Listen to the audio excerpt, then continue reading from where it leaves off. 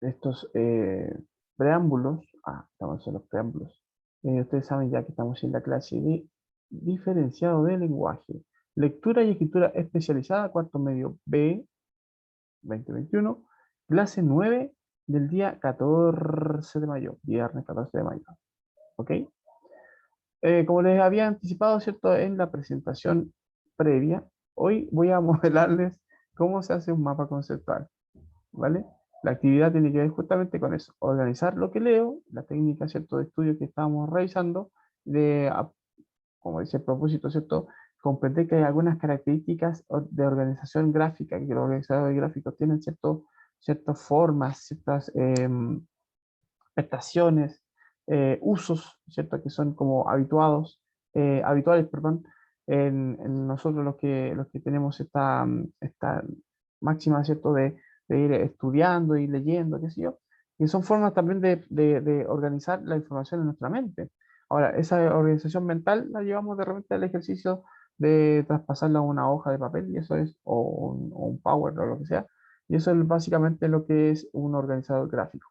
¿Ya? Es como nosotros podemos concretar esas ideas que tenemos en la mente con respecto a lo que se supone que hemos leído o hemos visto o lo que sea.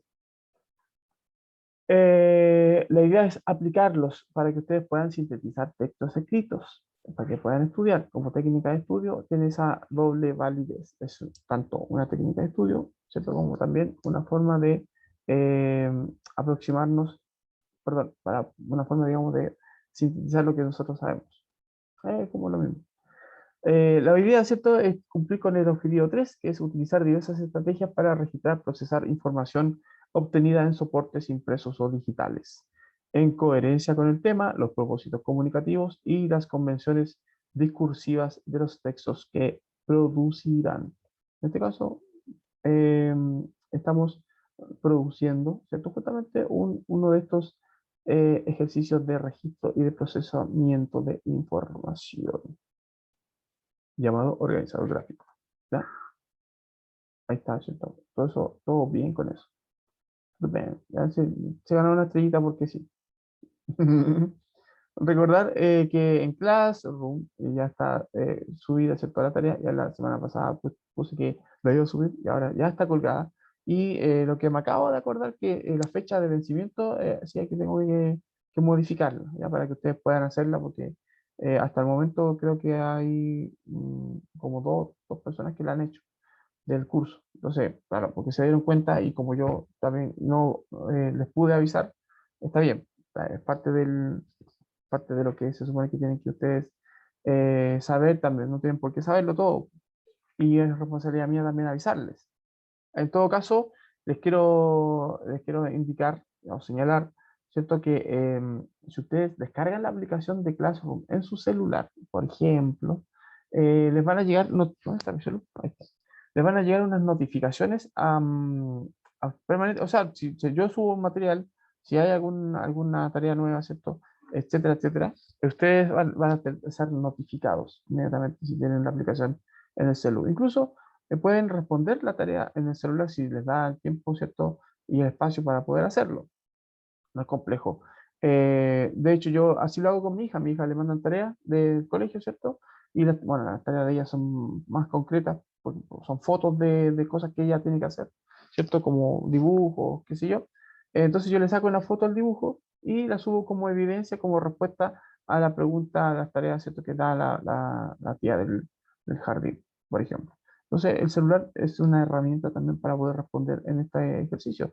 Ustedes pueden hacer el esquema, ¿cierto? O lo que sea en su cuaderno, con una ojo crítico, ¿cierto? Y fotográfico preciso, eso sí, les pido, le sacan una foto a la tarea y que se vea bien, que se entienda, ¿cierto? Que es su tarea, que se lea bien lo que vean ustedes después la calidad de la foto, si se ve lo que se lee, se puede ampliar y no se distorsiona, ¿cierto? Eso es muy importante que lo tengan en consideración. Y me mandan la foto de la tarea, por ejemplo. También puede ser eso. No necesariamente tienen que llegar a editar, que es lo ideal, pero si no pueden hacer eso por tiempo, por espacio o por otras circunstancias, pueden hacerlo como les acabo de señalar, ¿ya?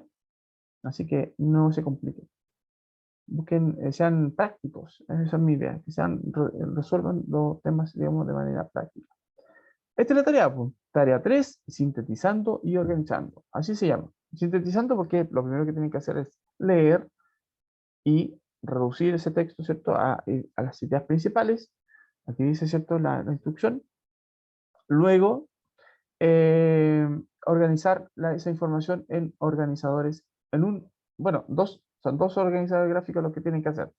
Uno para un texto y ese uno no le va a servir para el otro texto. Así que va a tener que usar otro organizador gráfico, ¿cierto? Para el otro texto. Aquí yo les voy a dar unas pistas súper importantes. Ah, bueno, también, yo siempre les dejo, si se dan cuenta, aquí les dejo el enlace para mi clase. Aquí no está el video de mi clase, pues sí. Sí, pues aquí está, ese es. Video de YouTube, ¿cierto? De 23 minutos, esa es mi clase. Ojo. Entonces ustedes ahí cuando vayan a mi clase, no porque quiera ser famoso ni mucho menos, pero denle like al video, entonces yo sé que están usando el material. Si no, no tiene sentido que me desgaste y de manera de proceso, ¿cierto? Editando los videos y subiéndolo a YouTube. O sea, así yo también voy siendo retroalimentado con respecto al uso del material que me afano en publicar para que ustedes puedan tener, ¿cierto? Una réplica de lo que hacemos en clases, ¿ya? Eso es súper importante, esa retroalimentación. Más allá de que me vayan a pagar los tíos de YouTube, ¿cierto? Porque soy un youtuber. Ok. En el texto uno que es sobre los perros retriever, ¿cierto? Seis tipos de perros retriever, ustedes tienen una descripción, ¿ya? Entonces tienen que usar pueden usar como organizador gráfico ahí un mapa conceptual, que sea como razas de perro, perro A, perro B, perro C, perro C, y las características. Listo, súper sencillo. Nada más y nada menos. Pero bien sintético, acuérdense de eso. En el texto, ahí está la rúbrica para que ustedes vean, fíjense, también he elaborado una rúbrica para que evaluar de sus trabajitos bien lo más objetivamente posible también, que no los perjudique. ¿Ya? Y en el texto 2 hay una biografía. Aquí yo tomé como personaje, ¿cierto?, a Marilyn Monroe, que mucho se habla de ella, ¿cierto?, en el cine, que se tiene como mención, pero me llama la atención que incluso yo no he visto muchas películas de ella, o sea, como todos la conocen, pero nadie ha visto una película de ella. Entonces, bueno, ahí, en base a eso, ¿cierto? También pueden tomarla como personaje para que investiguen su filmografía, qué sé yo. Pero bueno, en el caso del texto 2 como es una biografía la que se está presentando, ahí tienen que usar otro tipo de organizador gráfico. Y ahí les recomiendo que hagan un uso de organizador gráfico, ¿cierto? Del tipo más cronológico o cronograma, que es lo mismo. Una línea de tiempo, ¿cierto? Y vayan ordenando porque ahí hay un poco desordenado, ¿cierto? La información, no con esa intención, pero se entiende que uno tiene que organizar esa información y obviamente, ¿cierto? Ordenarla de manera cronológica, ¿vale? Y después están los materiales que usamos en mi clase, y hay unos videos, ¿cierto?, que también explican qué son los organizadores y cómo sirven y cómo se hacen y qué sé yo. Y, fue lo que usamos en la clase anterior, ¿vale? Salí, vale. Así que tú puedes hacerlo. Oh, wow, vamos por ello. Después. Y ahora, el modelamiento, para que se entienda, digamos, cómo se hace un organizador gráfico. Y aquí les voy a exponer materia, voy a leer la materia.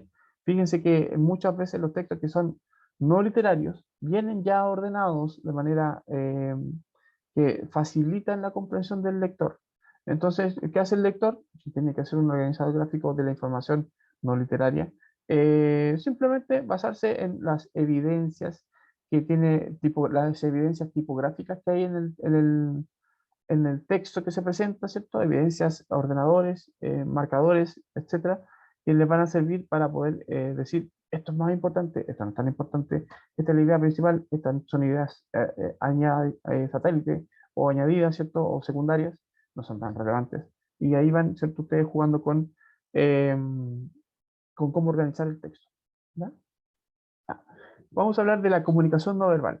Dice, la comunicación no verbal se realiza a través de una multitud de signos, imágenes, imágenes sensoriales, sonidos, gestos, movimientos corporales, etcétera. Generalmente acompaña, completa, modifica o sustituye al lenguaje verbal. ¿Ya? Ok. Entonces tenemos título, comunicación no verbal. Estamos pensando en cómo lo voy a organizar. La comunicación no verbal y que ha registrado cierto en mi mente comunicación no verbal. De eso estamos hablando.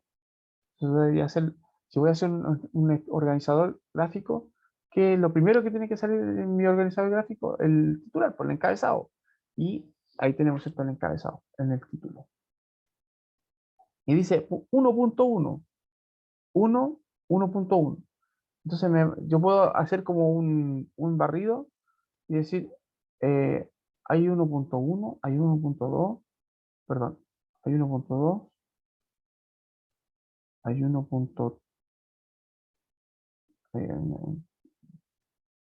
Hay 1.3, ya, gracias, gracias, gracias, y hay 1.4, ¿listo? Y ahí está, porque ahí empieza la actividad. O sea, son 4 puntos. Tengo título y tengo 4 aspectos, ¿cierto? Entonces ya tenemos el título y tenemos una cápsula, una caluga, ¿cierto? 2 calugas, 3 calugas, 4 calugas. De ahí voy a ir organizando mi información. Bueno, 1.1 dice manifestaciones verbales o paralingüísticas. Recuerden que estamos revisando lo que dice aquí. Se realiza a través de una multitud de signos. En un primer signo, ¿cierto? Es las manifestaciones verbales o paralingüísticas. Dice aquí, definición, son aquellas manifestaciones que tienen relación con la voz y pueden ser expresadas tanto en lo oral como en lo escrito. En el plano oral, ¿tá? Mire, aquí cómo se divide. Oral y escrito. Manifestaciones que tienen que ver con la voz y pueden ser expresadas en lo oral y en lo escrito. Oral, escrito. 1.1, oral, escrito. Y ahí voy armando, ¿cierto? La arañita de información. En lo oral, ¿cierto? Tenemos el tono, agudo, grave, es una adecuación emocional del emisor a la situación en la que se encuentra. Ejemplo, una excesiva emotividad, ¿cierto? Puede generar un ahogo en la voz, cuando está muy emocionado. Y no puede hablar como cuando la chilindrina llora, ¿cierto? Y llora mucho y no se le entiende nada lo que dice. Bueno, el volumen, dice, puede ser elevado, puede ser bajo. El tono tiene que ver con, como decimos, la sutileza, ¿cierto? Del sonido, y el volumen tiene que ver con el caudal, ¿ya? Puede tener relación con la intención de imponerse o expresar emocionalidad. Emocionalidad. El ritmo se refiere a la fluidez verbal con que se expresa el emisor. Puede ser monótono, expresivo, rápido, dinámico, ¿cierto? Lento, etc. El ejemplo más considerado, ¿cierto? En este sentido es el ritmo vivo, el modulado, el expresivo, el rápido, rápido modulado, ¿cierto? Y por lo demás, para ayudar a lo que nosotros necesitamos, ¿cierto? En el patio, por ejemplo, en el ejercicio mismo, o cuando hablamos en la calle, etc. En el plano de lo escrito, nosotros nos encontramos con la puntuación, que son los signos de puntuación que nos ayudan al lector a comprender el tono y el ritmo de lo escrito. Así, un punto final, por ejemplo, tendrá una entonación descendente, porque cae, ¿cierto? Punto final, a diferencia de un signo de interrogación que tiene una entonación ascendente. Así como, ¿será? Ustedes se dan cuenta que yo hago como, ¿será esto así? Ah, cuando digo, punto final. ¿Será? Como, para arriba, en la entonación se da justamente a través de la puntuación. El espacio, la distribución espacial facilita también la comprensión del contenido. Por ejemplo, la sangría, que se deja siempre al principio de un párrafo, nos dice, ah, esto es un párrafo. Entonces tiene una disposición diferente a la forma en la que lo voy a entonar en la lectura. O la disposición espacial para escribir un diálogo. En ese sentido, aquí es súper importante como detalle, un dato así como una que de repente hay gente que lee poemas y lo lee de una manera y otros que leen el mismo poema y lo leen de otra. Se da justamente porque los que escriben poesía, ¿cierto? Hacen una disposición tipográfica, a propósito del punto de la tipografía, y también una disposición espacial y de puntuación del texto que puede ser interpretado de manera diferente. Eh, Juegan con eso también. Así que importante ahí un dato que tiene que ver con la poesía, a propósito de lo no verbal. La tipografía dice, corresponde al tipo de letra que se utiliza. Por ejemplo, letra grande en los cómics significa, ¿cierto? Tipografía gruesa y de negrita significa, ¿cierto? Que el personaje está gritando. Mayúscula, ¿cierto? Cuando esperen en WhatsApp y usted un amigo les manda, o amiga, ¿cierto? Les manda un texto con mayúscula y dice, ah, me está gritando, está enojado. Y de repente no, pues se le quedó el teclado en mayúscula y no cacha cómo bajarlo, puede ser. O no se le cuenta. Y uno se ofende así como, ah, me está gritando. Claro, porque la tipografía indica también el carácter de lo que puede estar detrás supone, del mensaje. 1.2, tenemos Caluga 1.1, oral escrito, 1.2, ¿cierto? Lo kinésico. Kine, del griego movimiento, corresponde a los gestos, los movimientos corporales, los de las extremidades, las manos, la cabeza, las expresiones faciales, los movimientos de los ojos, la postura corporal. Algunos de estos comportamientos tienen la intención de comunicar, los que son algo meramente expresivo, ¿cierto? Algunos proporcionan información acerca de las emociones, mientras que los otros dan a conocer rasgos de la personalidad, que son propios del carácter de uno, ¿cierto? Los gestos que uno hace, las muecas, ¿cierto? Y qué sé yo. Comportamiento no verbal puede repetirse, contradecir, sustituir completamente o acentuar o regularizar el comportamiento, ¿cierto? No verbal, los movimientos corporales, como reafirmando cuando uno dice, esto es así, así como un énfasis, o el dedo, ¿cierto? Ah, así como carácter, reforzando. Hay gestos emblemáticos también, que son estos específicos, traducibles directamente en una palabra. Aquí lo que les decía recién, agitar la mano en señal de despedida, son gestos emblemáticos. Y si emblemáticos también pueden ser considerados universales. Fruncir la nariz cuando algo no te gusta, por un tema cierto de como que se tienden a obturar un poco las vías respiratorias cuando uno siente como un mal olor. No sé si, porque como que la nariz, las vías respiratorias sí se contraen, entonces se cierra. Es como un gesto natural que uno hace, ¿cierto? También son gestos emblemáticos. Todos los humanos lo hacemos. Incluso los animales, es decir, los gatos, no sé si han visto.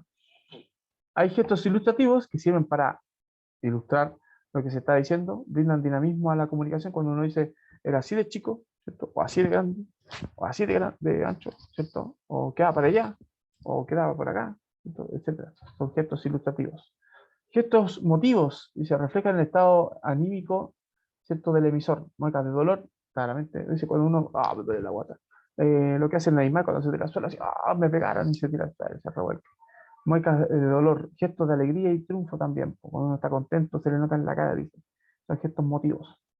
Gestos reguladores, dice, movimientos producidos por quien habla y por quien escucha, ¿cierto? Con la finalidad de regular las intervenciones de la interacción comunicativa. Inclinaciones de cabeza pueden llevar a apresurar el mensaje, ¿cierto? Cuando uno dice, ya, pues, así como, vamos, vamos, vamos, ¿cierto? Son gestos reguladores que también tienden a jugar en la interacción. Cuando uno se pone las manos en la cintura, "Mm", así como, ¿en serio voy a decir eso? Así como, o algo que me pone como interesante, como que pone atención, como que se está concentrando en lo que dice la otra persona también. Como que la pera, ¿cierto? O esto así, como, estoy concentrado. Son gestos reguladores. Gestos adaptadores, utilizados para manejar emociones que no queremos expresar. Pasárselo, cuando uno, el Piñera, pues Piñera hace mucho esto, ¿cierto? Así como se acomoda el cuello de la camisa porque se siente como un poco nervioso. Tiene como tendencia, ¿cierto? A ser una persona muy nerviosa, entonces se incomoda con la ropa, entonces hace así con el cuello, qué sé yo. Y eso puede ser a propósito, ¿cierto?, de estar nervioso o estar tenso en alguna situación en la que él se encuentre. Darle vuelta, ¿cierto?, al pelo cuando nos sentimos nerviosos. De hecho, connotativamente eso puede también significar coquetería, ¿cierto? Que las mujeres hagan así con el pelo, jueguen con su con su mechón de cabello. A propósito, más que coquetería, es como mostrar una predisposición también emocional a la situación en la que están. ¿Ya? No puede que no sea coquetería, sea solamente nerviosismo, no sé, dependiendo del caso. Contexto. Ok. Y ahí tenemos dos muestras de lo que estábamos hablando, que este motivo, ese que digamos, el de la sorpresa, estoy sorprendida, y el otro que dice, un gesto que es como emblemático, universal, ok, está todo bien, todo bien. 1.3, comportamiento proxémico, que tiene que ver con la proximidad, de ahí viene la palabra prójimo, que es el que está más cerca. Se relaciona con la concepción, estructuración y uso del espacio, relacionándolo con la distancia que se establece entre los participantes del proceso comunicativo. Y distinguimos 4 zonas, ¿cierto? Zona íntima, personal, social y pública, que van de menos a más. A ver, dice ejemplos, de menos a más. Zona íntima, de menos, está reservada a personas muy vinculadas con el individuo.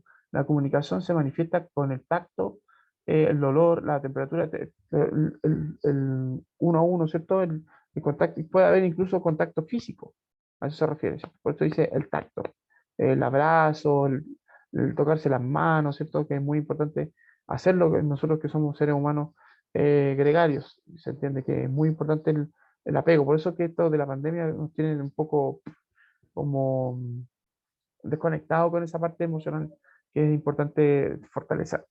El abrazo, qué sé yo, los besos en la calle, todas esas cosas que uno hacía antes de la pandemia. Y ahora no sé si se va a volver a hacer alguna vez. Oh.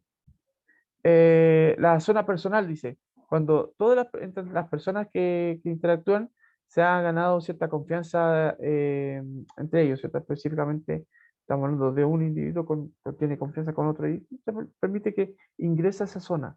Está delimitada esta zona por la extensión del brazo. ¿Cierto? Es como la distancia social, a propósito, dice social, personal, es como eso, 1 metro más o menos de distancia. Hay gente que está así de cerca, piensen en alguien que ustedes no conocen. ¿Saben que se acerca así? Es porque ustedes le dieron la confianza para hacerlo. Entonces ha ganado esa confianza suya y permite estar así de cerca de ustedes y esa es la zona personal. ¿Ya? Una zona también eh, bien reconocible dentro de las conversaciones con personas, por ejemplo, con el casero de la feria, con el cartero, por ejemplo. Esas son zonas personales, ¿cierto? Son gente que ustedes conocen y que pueden interactuar de manera un poco más directa, más cercana. La zona social, dice, está reservada a personas que el individuo no conoce o conoce poco, por ejemplo, los escritorios de las personas importantes, ¿cierto? Siempre en las películas, por ejemplo, y en la tele, ustedes mismos en su experiencia personal, pueden dar cuenta de eso, que los escritorios son como grandes, anchos. Entonces la persona está aquí y la persona, la otra, el individuo, ¿cierto? Está por allá. O sea, ahí hay una distancia también como de resguardo. A propósito, justamente de lo que estaba hablando sobre el tema del coronavirus, que ahora se habla mucho de distancia social, y en realidad, más que distancia social es distancia física, ¿ya? No confundir, porque lo social es importante que siempre esté presente, la sociabilidad, ¿cierto? Que tiene los seres humanos. Pero bueno, es un detalle. Se refiere, ¿cierto?, a lo físico, la distancia, ¿cierto?, que hay entre unas personas y otras. En metros puede ser más de 2, ¿ya? Más de 1,5. Eso es distancia social. Los grupos de amigos, por ejemplo, generalmente están en distancia social. O sea, los grupos de amigos en el sentido de colegio, a eso me refiero. Compañeros de curso, ellos están generalmente en ese tipo de distancia, dentro de la sala de clases, ¿cierto? Que están uno distante del otro en circunstancias pandémicas y antes de la pandemia. Y la zona pública es aquella en la que el individuo, ¿cierto? Se establece, ¿cierto?, para pronunciar discursos o algunas formas muy rígidas, ¿cierto?, y formales de comunicación, para de uno a muchos, una distancia, ¿cierto?, mayor. La distancia del escenario, ¿cierto?, con respecto a la audiencia en un teatro, por ejemplo, es una distancia pública. O derechamente, como lo dice aquí el texto, de repente cuando una autoridad da un discurso, ¿cierto?, o un presentador, ¿cierto? Habla en relación a la audiencia, etcétera, etcétera. ¿Ya? Y esto, si lo graficamos, sería algo así, el comportamiento proxémico. Ahí está el individuo, ¿cierto? En su zona privada, zona personal, ¿cierto? Y zona social y zona pública. Es como distancia. Fíjense que los círculos que están los círculos que van en relación al centro, distanciándose, también evidencian, ¿cierto?, el espacio que hay entre uno y otro. Yo me planto aquí, esto iría, ¿cierto?, en la zona amarilla o naranja, no sé qué color cálido, estaría, ¿cierto?, en una zona personal. Si me paro en la zona azul, estaría, ¿cierto?, en una zona social, un poco más distante, que es lo ideal que ustedes tengan como distancia hoy por el tema de la pandemia. Y la zona pública, ¿cierto?, ya es como más lejos, a propósito, ¿cierto?, más distante, porque muchas veces el emisor, el que está ahí en medio, ¿cierto?, que necesita mostrar algo, y ese mostrar algo a una audiencia más grande. Por ejemplo, piensen, futbolistas en un campo de juego. Entonces, fíjense que la distancia que hay entre los futbolistas y los espectadores es así de grande. O los que están peleando en un box, en un ring, ¿cierto? De boxeo, o los que están jugando básquetbol también, ¿cierto? Los que gustan el básquetbol, para que no se sientan excluidos. O los que están en un teatro, ¿cierto? En un recital, los artistas, ¿cierto? En relación a el público, ¿ya? O los que emiten discursos también en esas circunstancias. Y el último aspecto que tenemos que revisar para hacer nuestro mapa conceptual es los elementos icónicos, las imágenes, representaciones gráficas de los objetos, señales como las señales de tránsito, símbolos como vestir de negro, a propósito del luto, etc. Son elementos icónicos. Y la palabra icono, que se refiere, ¿cierto?, a un signo que guarda relación con un objeto representado, que lo representa, no es el objeto, lo representa, ¿cierto? Por ejemplo, las señales de tránsito, eh, qué sé yo, cuando vemos una señal de tránsito que vemos como un adulto con un niño, ¿cierto? En un, no sé si un triángulo o un círculo, no me acuerdo bien la figura, la forma del, por ejemplo, la señal del baño, cuando uno va al baño, ¿cierto? Y dice, ah, esto es de niño y esto es de niña, o de teléfono, ¿cierto? Etcétera. Cuando está en la puerta de los lugares, ¿cierto?, que no se puede entrar con mascotas, no dice, dice el texto, pero también sale un perro con un círculo, ¿cierto? Y un slash ahí, que marca, ¿cierto?, la idea de que no se aceptan perros. Símbolo dice, cuando un signo no solo informa sobre el significado, sino además evoca valores o sentimientos, representando, ¿cierto?, ideas abstractas, perdón, de una manera metafórica o alegórica. Se conoce como símbolo. Por ejemplo, las religiones utilizan símbolos para evocar sus valores, sus seguidores, las creencias, ¿cierto? A propósito, la luna creciente simboliza el islamismo, la cruz, símbolo de los cristianos por excelencia, y la estrella, ¿cierto?, de David, que representa a la fe judía. Ahí tenemos algunos símbolos, ¿cierto? Para completar el cuadro, para que no se sientan excluidas las otras religiones también. Está el pentagrama de los satánicos, ¿cierto?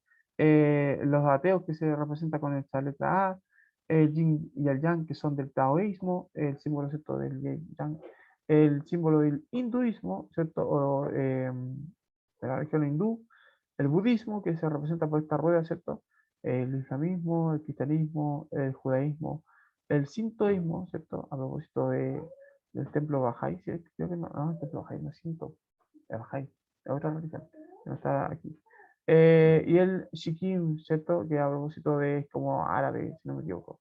Si no me equivoco, no estoy volando perdices, volando la perdiz. Ya pues chiquillos, ahora sí, veamos cómo se hace entonces un mapa conceptual. Tenemos entonces título, tenemos 4 calugas para más o menos, estoy pensándolo, estoy en mi esquema mental, ¿cierto? Título, comunicación no verbal, caluga que tiene que ver con esto otro, con esto otro, y ahí voy describiendo, ¿cierto? Y voy a poder ir revolviendo, o sea, volver varias veces a ver el texto para poder hacer la síntesis, completar la síntesis, ¿cierto? Y hacer el esquema. Entonces yo pongo la primera caluga que sería comunicación no verbal. A esa caluga, ¿cierto?, le agrego las 4 caluguitas que son los 4 puntos que tiene este ítem: comunicación no verbal, 1.1, 1.2, 1.3 y 1.4. Y a cada uno de ellos, ¿cierto?, le corresponde también hacer el desglose de la información que se supone que contiene. En el caso del 1.1, decíamos que las manifestaciones paraverbales o paralingüísticas pueden ser orales o escritas.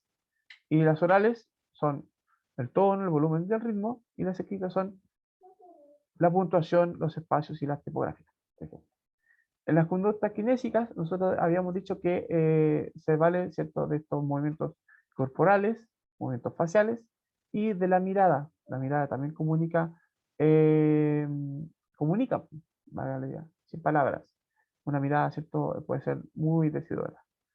Comportamientos proxémicos, ¿cierto?, también en relación a la ubicación de los interactores o interactantes. Zona íntima, personal, social y pública, de menos a más. Ojo que el orden también tiene que ver con eso, ¿ah? En este caso, como aquí estamos hablando de algo que se puede ordenar de menos a más, también puede haber sido de más a menos, pero ordenado, a eso me refiero. Organizador también es ordenar, ordenador. Y los elementos icónicos, ¿cierto? Y están los iconos, a propósito, ¿cierto? Y los símbolos. Y eso es un esquema, pues, así de sencillo. Aquí, ¿qué faltó? Faltó los conectores. La comunicación no verbal se divide en, ¿cachai?, manifestaciones. Las manifestaciones verbales pueden ser oral o escritas, ¿cierto? Las orales, conductas kinésicas se manifiestan en movimientos corporales, ¿cachai? Aquí en los movimientos proxémicos, en relación a la distancia de los interactores, ¿cachai? Ahí pongo los elementos icónicos pueden ser iconos o símbolos, ¿cachai? Esa es la idea, así de corto y preciso. Eso es a propósito de lo que aprendimos hoy día. Eh, conducta kinésica, un símbolo, ¿cierto? Eh, Inequívoco. A propósito de inequívocos, también tienen que acordarse de que estamos leyendo Aura para la prueba, ¿cierto?, de que van a tener con la profesora Beatriz. Y seguramente de aquí, de ahora, yo también les voy a pedir que hagamos un trabajo con nota a propósito, ¿cierto?, de organizador gráfico, ¿ya? Así que vayan leyendo el texto, ténganlo en consideración para que podamos, ¿cierto?, estructurar la historia, hacer como una especie de mapa conceptual o presentación conceptual, ¿cierto?, como ustedes quieran, o mapa mental, si quieren, de relaciones de los personajes y la historia, ¿cierto?, que se cuenta en. Puede ser una cronología, puede ser, ¿cierto?, una relación de personajes con sus características. Ustedes van a ver qué hacer. ¿Ya? Eso lo voy a anunciar ya el próximo viernes, no el 21, sino el 28, porque el próximo viernes es feriado. Aquí voy a hacer una cosita que me molesta, para que no me moleste. Esto. No sé por qué está esta cuestión para el lado acá y está tapando lo que estoy escribiendo. No, eso no. Ahí sí. Usted vaya para allá. Vamos a girar un poquito y vamos a bajar. Ahí sí. Ahora sí. Ahora sí. ¿Cómo integramos nuestro aprendizaje a nuestra vida, a esta vida cotidiana que llevamos? Porque obviamente es una técnica de estudio, sirve mucho ser organizado y ordenado. En general, no solamente a la hora de hacer organizadores gráficos, en la vida. Hay que ser bien organizadito para todo, ¿cierto? Para la plata, para las tareas, ¿cierto? Para los tiempos que uno le da, ¿cierto?, a las cosas que uno hace. Y así, ese mismo orden se puede extrapolar también a lo que uno lee y estudia, ¿cierto? Para que sea también una forma más concreta de asimilar esa información. ¿Ya? Evidenciar que están entendiendo, pues también se trata de eso. Los organizadores gráficos sirven para eso. Relevantes, por supuesto, porque son técnicas de estudio. Nada más y nada menos, y nada más y nada menos. Ahora sí, estamos listos. Acuérdense de Aura y la tarea que va a quedar seguramente colgada para las últimas semanas de mayo primera semana de abril, antes de la prueba del libro, para que vean ustedes que los resultados de la prueba van a ser óptimos si hacen la tarea. Eso es lo que quiero que prueben, más allá de la nota que les voy a poner yo, por supuesto, por hacer su tarea. Van a tener una muy buena calificación porque van a haber dominado el texto, o sea, para hacer la tarea. Esa es la garantía que les ofrezco desde este humilde escritorio. Chiquilines y chiquilinas, eso sería. Que tengan un bonito fin de semana. Descansen harto. Bueno, descansen harto también. Estudien, no dejen de hacerlo ningún día. Un ratito, todos los días. Eso es bueno. Que hagan el hábito. Se les quiere mucho. Cuídense. Chau, chau. Digan chau. Chao, profe, Ay, gracias. que estén bien. Chau.